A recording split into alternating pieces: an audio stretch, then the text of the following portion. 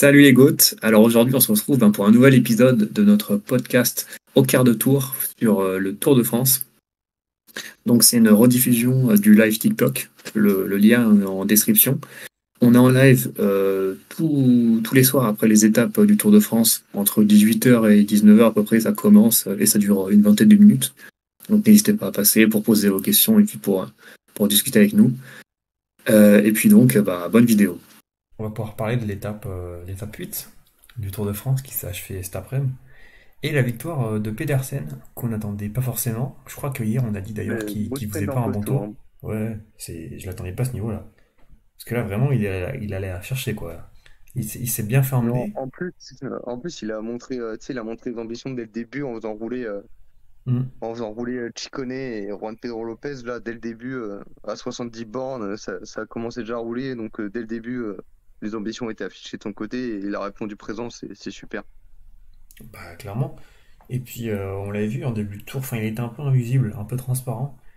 On se disait que ça allait être un peu un tour compliqué, qu'il n'avait pas récupéré du Giro. Ouais, ouais. Avec le Giro, c'était un peu compliqué. Il avait fait quand même une belle deuxième étape, je crois, où il finit dans le même groupe qu'Alaf. Et c'est tout ce que j'en souviens. Je me rappelle, j'avoue, sur les sprints massifs, j'ai pas souvenir. Peut-être il a fait une belle place, mais je me rappelle plus. Mais je sais que, en tout cas, la deuxième étape, il avait fait, je crois, top 30, un truc comme ça. Vraiment un gros truc. Surtout que là, il lance hyper loin. On se dit, bon, bah, c'est vraiment loin, quoi. C'est surtout que c'était en Bah, bosse. surtout c'est un truc qui convient encore mieux à Philipsen qu'aux autres, quoi. Ouais, voilà. C'est vraiment Philipsen, avec tout ce qu'il a montré depuis ce début du tour, c'était difficile de le voir perdre, hormis face à un Van Aert, quoi. Tu vois, moi, je voyais plus Van Aert étant capable de battre Philipsen que Pedersen. Mais en tout cas, il met fin aux trois victoires d'affilée de Philipsen. C'est une belle chose aussi. C'est bien aussi d'avoir un peu de, comment dire, on va dire, de variation au niveau des vainqueurs de sprint massif. C'est cool. Bah, clairement. Et puis, ouais, on a vu aussi Van Aert qui semblait fort, mais qui s'est fait un peu enfermer. Et Donc, je pense que Van Aert, il a subi le fait que les Jumbo, ils aient essayé de refaire une sorte, c'est comme l'étape 4 du Tour l'an passé, là, de tout faire péter dans la petite côte, là. hmm, Donc, du coup, à 10 bornes de l'arrivée, il lui restait Vingegaard et Laporte, quoi. Donc, c'est vrai qu'il était un peu seul. c'est Et c'est faux. par contre, j'ai été impressionné par Groenewegen aussi. Ouais, pareil. En plus, c'était un truc risqué parce il y a Simon Yates, il se casse la gueule là avec Steph Kras à cause du spectateur. D'ailleurs, petite parenthèse, mais les gars, quand vous êtes sur les étapes du Tour, quand vous n'êtes pas à l'arrivée avec des barrettes, etc., faites attention, allez pas sur la route, laissez les coureurs circuler parce que je sais pas si tu as la même impression que moi, Hippo, mais ces dernières années là, j'ai l'impression qu'on a Ouais, de plus en oui, plus oui, d'accidents à mais cause des mais spectateurs ça se rapproche. Mais il y a qu'à voir et dans les étapes de ça montagne, commence à être ils sont chiant, hyper quoi. proches. Ouais, déjà sur les étapes de montagne, tu vois, Bah, heureusement, il n'y a rien, c'est mais moins grave parce un peu qu'ils vont moins d'espace. vite, mais bien Ouais, sûr qu'ils ont voilà, une de vitesse. respect, quoi, pour les coureurs, parce que putain, mais moi, je me mets à la place des coureurs. Et là, t'as une marée humaine devant toi, t'as à peine un mètre pour passer. Il suffit qu'il y ait un gars qui ait le bras tendu pour prendre un selfie ou qui filme, un truc comme ça, et puis t'es Ouais, c'est niqué, plutôt quoi. On ça est le en pleine problème, je montée, en pense, hein. plus. Là, c'est pareil. Là, un spectateur trop avancé pour faire la course. Tu vois, je comprends que tu essaies de t'avancer, parce que forcément, la logique, c'est dès que tu vois pas devant toi, t'avances un petit peu pour voir.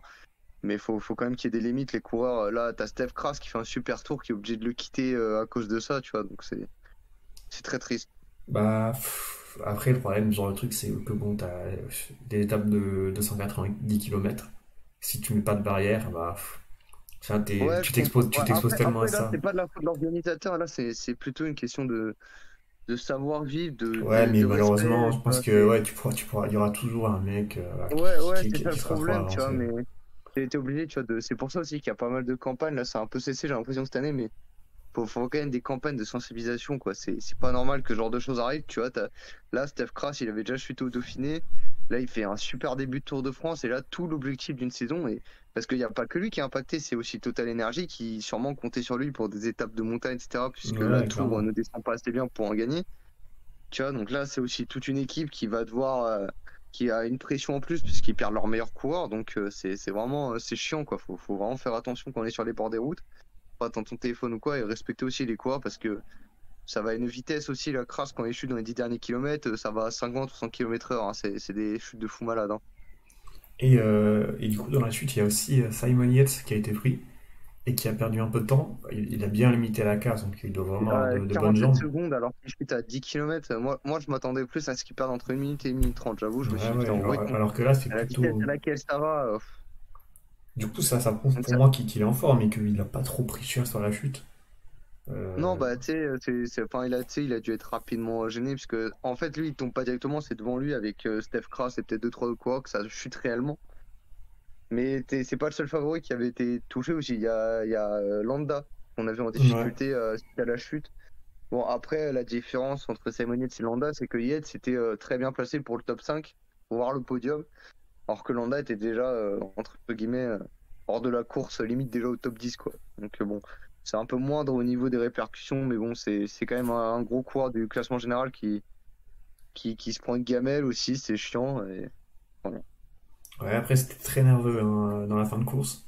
La Jumbo a voulu accélérer pour faire péter tout le monde. Ouais, bah, c'était très technique aussi, ça, ils en parlaient, là, tous les commentateurs en parlaient, etc., dans les previews, c'est que c'était une fin très technique, on l'a vu avec beaucoup de virages.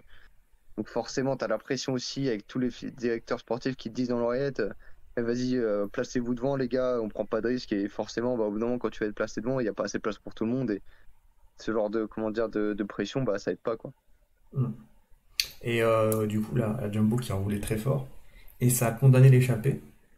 Du coup, il y avait Turgis qui était parti tout seul devant, qui avait l'air pas trop trop mal. Au Mais numéro de Charlie, hein, Mais franchement. il y a un truc que j'ai pas compris, c'est la tactique de Quickstep, qui du coup avait mis Tim Declercq dans l'échappée. Et il y avait aussi Anthony Delaplace, du coup c'était trois, Turgis, Declercq Ouais, et Delaplace. Ils avaient 2 minutes d'avance, je crois. À quoi, à 30 km de l'arrivée, 40 à peu près. Et là, il y ouais, a je pense Casper que Asgreen c'était qui a pas. attaqué. Et du coup, Tim Ah Declercq a oui, arrêté de rouler. Et ça a totalement désorganisé l'échappée. Ils ont perdu 40 secondes. ouais, je vois. Et puis après, il s'est remis à rouler. Enfin, ça n'avait aucun sens. Genre, ils ont En condamné fait, je l'échappée. pense que. Je pense qu'à la base, c'était justement pas De Clercq qui était prévu dans l'échappée, mais plus ouais, Asgreen, Lampard, un mec comme ça, tu vois. Parce que s'ils ont mis un mec devant, Quickstep, c'était aussi parce qu'ils voulaient pas contrôler le peloton, devoir contrôler la course. Mais je pense que De Clercq, en fait, il est sorti un peu en facteur, un peu, tu sais, sur un coup de chance comme ça, tu vois. Il a suivi le bon coup et du coup, il s'est retrouvé devant. Mais je pense que Quickstep voulait un Asgreen devant. Typiquement, un Asgreen, là, le numéro qu'a fait Anthony Turgis, j'aurais bien vu un Asgreen le faire aussi, hein. Ouais, clairement, Ce mais il numéro fallait être gros devant, quoi. rouleur comme Enfin, ça, au bout d'un an, ouais, quand c'est t'as un clair. mec devant, tu le joues, quoi. Alors, c'était peut-être pas le plus fort, mais c'est sûr que bon, là, j'ai pas compris, quoi. Ça a désorganisé l'échappée, qui pour moi, bon, ça aurait été compliqué, mais il y aurait eu peut-être une petite chance d'aller au bout. Le final était très technique, et s'ils étaient encore trois à bien s'entendre, peut-être que, voilà, s'ils auraient pu faire douter le peloton, on aurait pu Après, je avoir pense un que beau final. dans tous les cas, je pense pas que ça serait allé au bout dans le sens où on a vu Jumbo rouler comme des malades, Alpecin aurait fait la même et je pense même que Quickstep aurait pas pris le risque de laisser juste Team de Klerk face à un Anthony Turgis, quoi.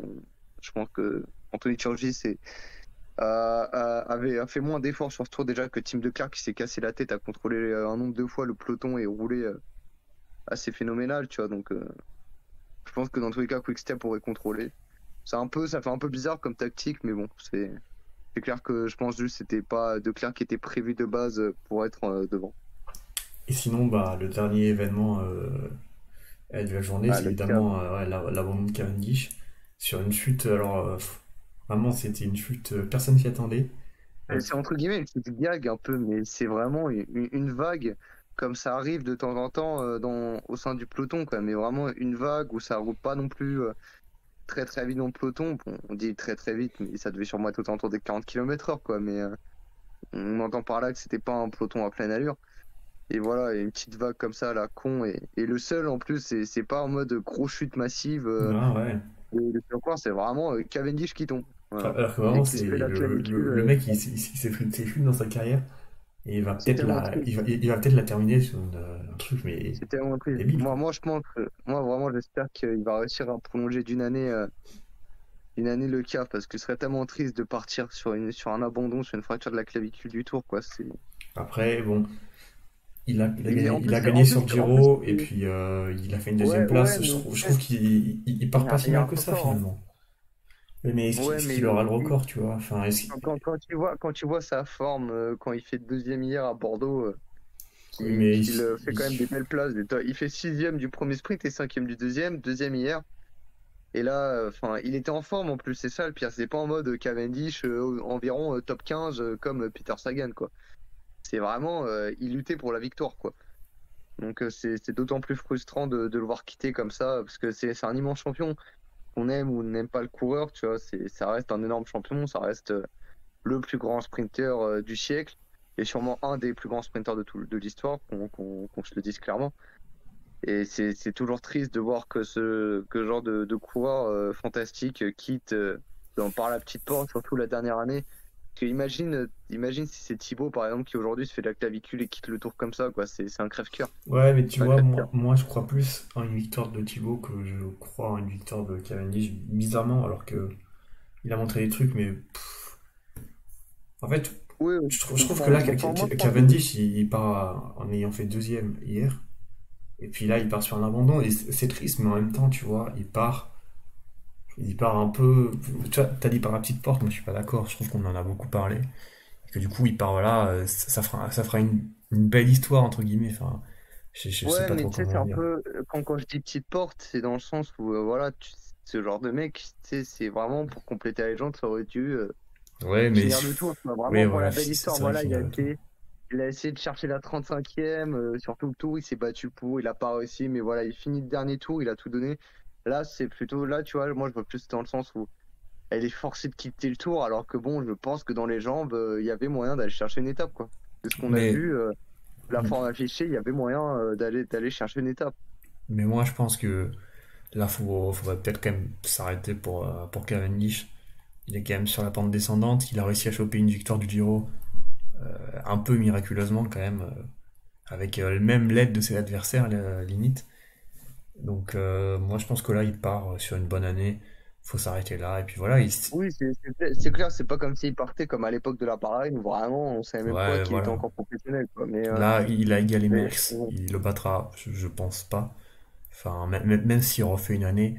En fait, j'ai pas trop envie de le voir refaire une année juste pour aller t'as pas chercher le envie de le voir record. faire une année trop juste pour aller chercher le Ouais, record, quoi. et qui battra, je pense sûrement pas, parce que bon, là, cette année, en plus, cette année, il y a vraiment que Philipsen, de très très haut niveau.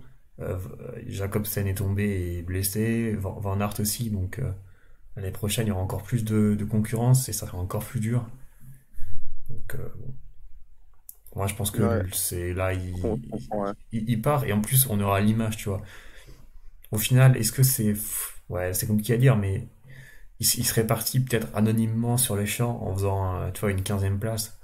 Là, il part, on parle de lui, tu vois, et on refermera un peu la carrière de Cavendish là-dessus. Il part sur le tour. Bon, Ouais. c'est triste. C'est triste parce qu'on aurait aimé le voir partir avec une victoire sur les champs. Mais si on est vraiment réaliste, est-ce que ça serait vraiment arrivé, tu vois? C'est ça qu'il faut se poser aussi. Je sais pas, je pense que ça aurait pu, mais est-ce que forcément non, mais ça aurait Non, pu en oui, tout cas, je pense. ouais. Je pense qu'on peut passer à l'étape 2 du coup. L'étape 2, Ouais, le Puy de Dôme demain. le Et puits de d'ailleurs, il Dôme. y aura les GOAT seront là avec Cam, normalement, qui sera sur l'étape. Ouais, bah, le problème c'est qu'on sait pas On trop. espère qu'elle sera à Bah, la hauteur de l'événement et qu'elle fera aussi de la promo pour les GOAT, parce que voilà, avec Anto, depuis 2 jours, on se démène à faire de la promotion. Donc, on espère qu'elle répondra aux attentes, qu'elle sera la fierté des GOAT à la française. mais du coup, je crois qu'il y aura pas de public dans les derniers kilomètres du puits de Dôme, si j'ai bien Ouais, tout ouais, de ce compris. que j'ai compris, ouais, il y aura pas de public, c'est triste, hein. Franchement, Ouais, c'est vraiment triste, ça, une arrivée sans ça rend public, dommage. je trouve ça a vraiment aucun intérêt. Autant interdire les véhicules, je comprends, mais interdire le public, tu vois, je vois pas. Et tu sais On que parle de la danger du public, mais bon, je pense, enfin, c'est quand même. mais ça fait l'âme du Ça tour, fait, enfin, sans public, ça fait très ambiance Covid, un peu, tu vois, en mais mode, oui, ouais, oui. t'as pas de serveur, quoi. Mais autant pour moi, enfin, limite, tu supprimes les kilomètres où il ne peut pas y avoir de public. Enfin, moi, je trouve que ça n'a aucun intérêt de voir une arrivée sans public. T'as tellement Ouais, moins bah, d'émotions. Bon, bon. ouais, voilà, autant interdire les véhicules comme ils le font, ok, mais le public. Mais bon, du coup, ce sera une montée bah, plutôt du coup sèche, un peu à l'image de la Pierre Saint-Martin en 2015, même si c'est pas le même profil. Mais un peu voilà, dans le même style, je veux dire, presque tout plat. Et puis t'arrives sur le Puy de Dôme et là, il va falloir faire parler les watts, quoi. Ouais. Donc, je sais pas quelle course tu t'attends. Moi, je vois bien un tempo de la jumbo dès le pied. Là, ça va contrôler Ouais. UAE, Jumbo, ça va contrôler, puisque ça va vouloir se bagarrer. En plus, je sais pas si. Moi, j'en avais déjà parlé dans la preview, mais tu sais, le Puy-de-Dôme, ça fait un peu penser à l'étape qui avait remporté Lutsenko en 2020. Tu Oui, sais, t'avais eu un premier le col, Mont une petite Aigoual. descente, puis le deuxième col, là, ouais, ouais, voilà. Bah, tu sais, sur le profil, ça me fait un peu penser à ça. Une partie plutôt raide, une sorte de, entre guillemets, de petit replat, et derrière, t'entames vraiment une nouvelle partie bien raide. Ouais, Mais ouais, c'est la moi, là, deuxième sur partie ce qui est très très scénario, raide.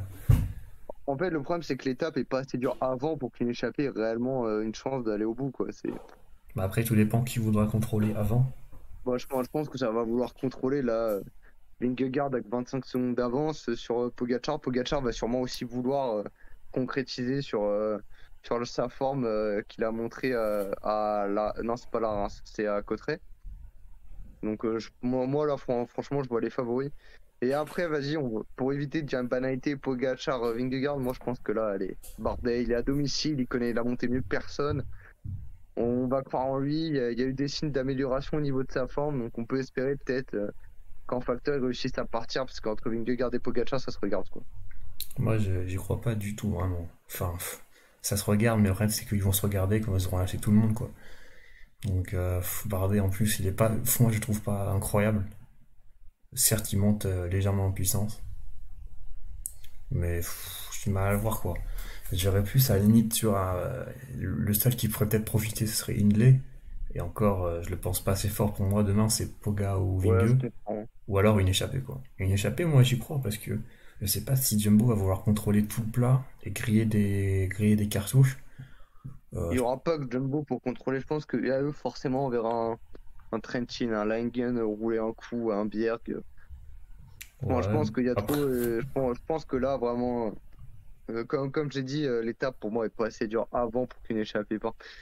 En tout cas, si l'échappée, tu veux qu'elle aille au bout, faut qu'au premier col de quatrième catégorie, elle est déjà genre un peu plus de 10 minutes d'avance pour être sûr qu'elle aille au bout, quoi, entre hmm, guillemets. Parce que là, ouais. pour moi, là c'est tout plat. Après, forcément, ça dépendra aussi du groupe de tête. Si demain l'échappée est de, on va dire, entre 10 et 20 coureurs, là, par contre, ouais, ça peut peut-être aller au bout, puisque va y avoir du monde pour se relayer, c'est cool. Mais si c'est un groupe de 5-6 mecs, jamais ça va au bout pour moi. Ouais, je sais pas trop qui va tenter de sortir demain. Peut-être, allez, peut-être un Pinot, un Bah là, Ciccone. t'auras pas les mecs pour le classement de la montagne, puisqu'il n'y a pas assez de points à se faire. Et Ah que c'est ouais, trop mais risqué je sais pas. Alors, Paolo sortira demain, je pense quand même. Puis après, il y a la journée de repos Voilà, aussi. bah là, tu regardes, est-ce qu'il y a vraiment intérêt à aller se griller d'un échappé pour 6 petits points? Même pas, c'est quatre petits points. Ah, si tu gagnes l'étape, tu prends plus. Ouais, mais moi, c'est trop risqué. Franchement, hein, peut-être envoyer un Chavez côté IF pour marquer les points si jamais, tu vois. Mais j'ai du mal à voir, même si c'est à veille de jour de repos, j'ai du mal à croire que Paulès, il va aller se battre pour 4 points, quoi. Moi, je pense qu'il y sera demain, Guillaume. Parce qu'on l'a vu aujourd'hui se relever. Donc je pense Non, qu'à mon en tout cas, avis, par contre, j'espère que côté Total Energy, un Pierre Latour sera dans l'échappée au cas où. Par contre, ça, j'espère vraiment que lui sera dans vu que c'est l'échappée. une arrivée Que bon, c'est une au arrivée au sommet. sommet et entre guillemets, t'as une seule vraie descente, mais je sais pas si on peut vraiment considérer ça comme une descente, plutôt un faux plat descendant, Hmm. tu vois. Donc, je pense que lui, par contre, il a intérêt à être devant. Un Champoussin aussi, il serait bien que Arkia et Total, Intermarché envoient des vrais mecs devant quand même pour jouer les échappées. Là, un petit Champoussin demain, ou côté Intermarché, un Rui Costa ou un Lilian Calmejane, tu vois.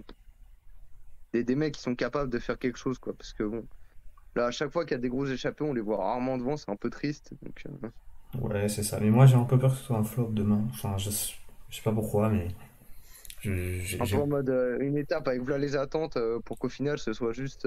ouais, voilà, un tempo et puis des attaques très proches du sommet, quoi. Moi, j'ai pas trop peur de ça. Je pense que l'étape qui sera un peu comme ça sera celle de vendredi prochain au Grand Colombier.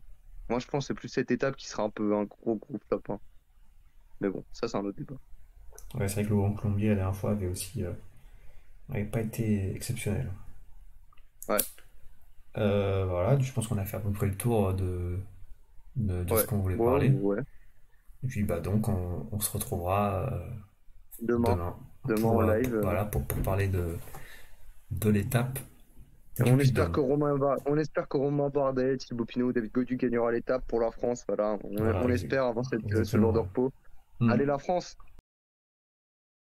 Donc merci d'avoir regardé la vidéo jusqu'au bout. N'oubliez pas que du coup on est en live tous les soirs, n'hésitez pas à venir parce que voilà, c'est cool, ça fera vivre, on parlera, on discutera vélo.